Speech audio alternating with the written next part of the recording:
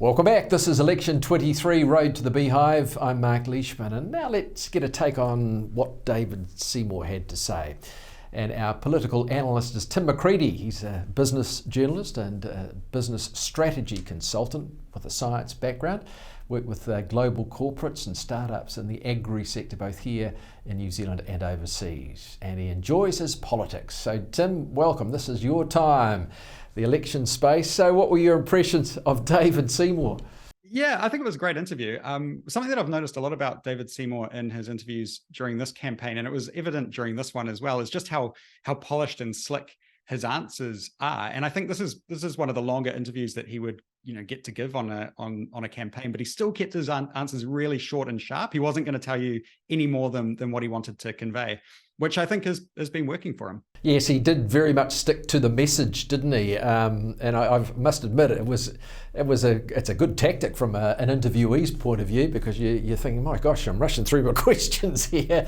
Yeah, he got through a lot. Yeah.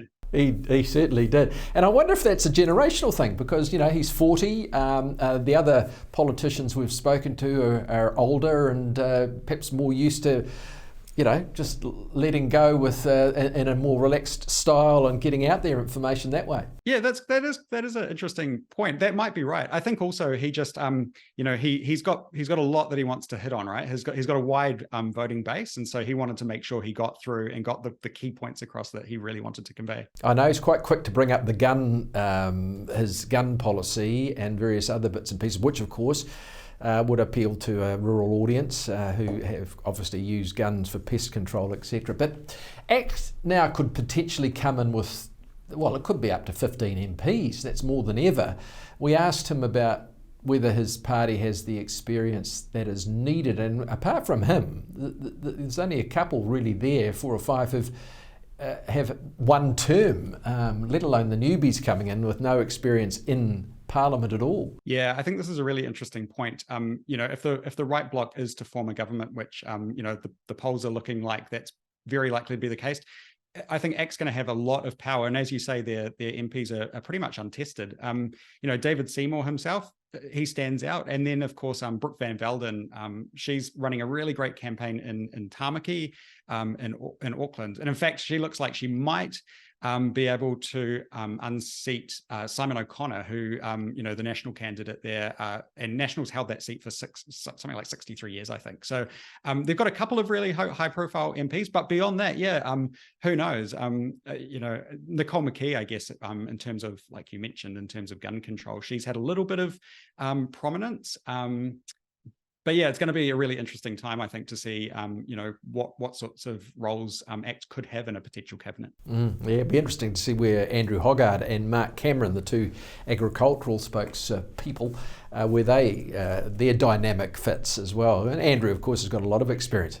Yeah, as he said, there's lots of roles to share around, right? So let's wait and see. How has do you think David Seymour pulled off this turnaround in fortunes from when he started as a sole MP back in 2014? Yeah, I think it's worth kind of thinking about this for a little bit, right? I mean, David Seymour, as you said, came in on his own, and then in 2020 he brought in 10 MPs, and he could be on track to bring in another sort of 15 MPs this time around. And I think that's incredible. And we haven't really seen that sort of rise of a third party before.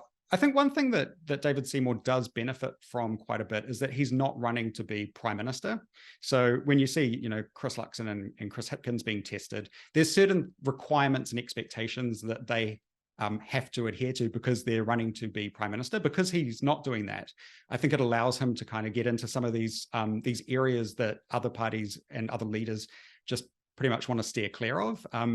So yeah, I don't know. I really loved his comment that he made that if you vote ACT, then you're not going to swap someone with a red tie for a blue tie. I think he's made the case for change quite clear. Are the live exports coming back? Do you think that's a vote winner?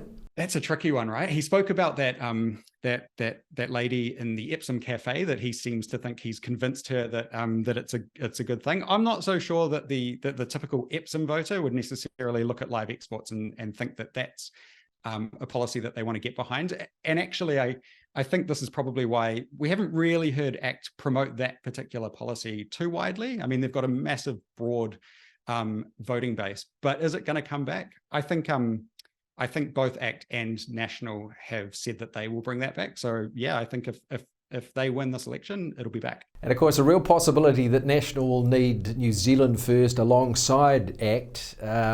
He got a bit tetchy with me about whether he'll go in with Winston Peters. Yeah, I thought that was funny. In fact, I think he said that your question was distasteful, the fact that you'd asked it 3 times. But hey, I think it's a really live question, and people want to know whether or not David Seymour and Winston Peters are going to be able to work together.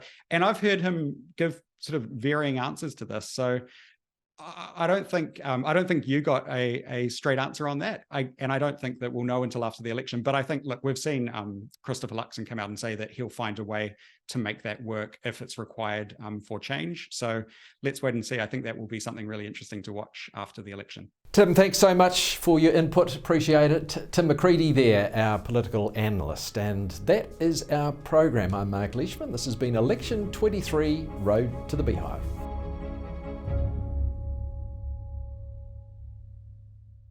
Brought to you by Sky Country Media, rural marketing specialists and producers of Country TV.